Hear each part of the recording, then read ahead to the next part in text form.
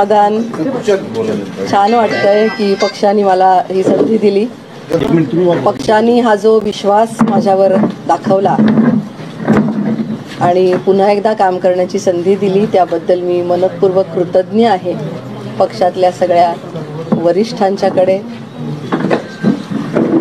प्रती मी अत्यंत मनपूर्वक कृतज्ञ आहे, आभार व्यक्त करते. माननीय प्रधानमंत्री नरेंद्रजी मोदी, माननीय अमित भाई शहा, माननीय राष्ट्रीय अध्यक्ष नड्डा साहेब, त्याचबरोबर महाराष्ट्राचे उपमुख्यमंत्री माजी मुख्यमंत्री देवेंद्रजी फडणवीस, प्रदेशाचे अध्यक्ष चंद्रशेखरजी बावनकुळे, राष्ट्रीय संघटन सरचिटणीस BL संतोषजी, विनोदजी तावडे, आमच्या महिला मोर्चाच्या राष्ट्रीय अध्यक्षा वानथीजी श्रीनिवासन आणि या सगळ्यांनीच पदाधिकाऱ्यांनी माझ्यावर विश्वास टाकला आणि राज्यसभेवर काम करण्याची संधी दिली, त्याबद्दल मी कृतज्ञता व्यक्त करते.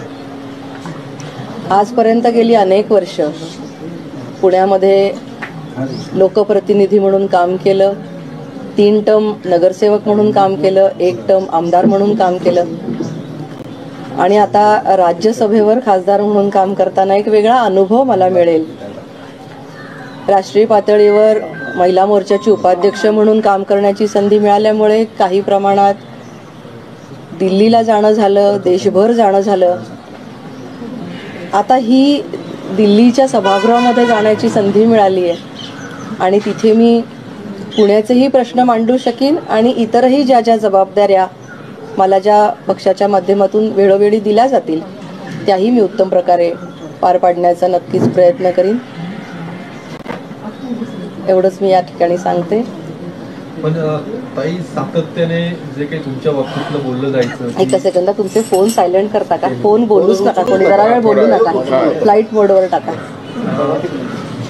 सातत्याने जे काही बोललं जात होतं की तुमच्या बाबतीत पक्षाकडून तुमच्यावरती अन्याय होतोय, आज तो अन्याय दूर झाला असं म्हणता येईल का? आज इतका आनंदाचा दिवस आहे की आज बाकी काही गोष्टी बोलण्याची मला आवश्यकता वाटत नाही.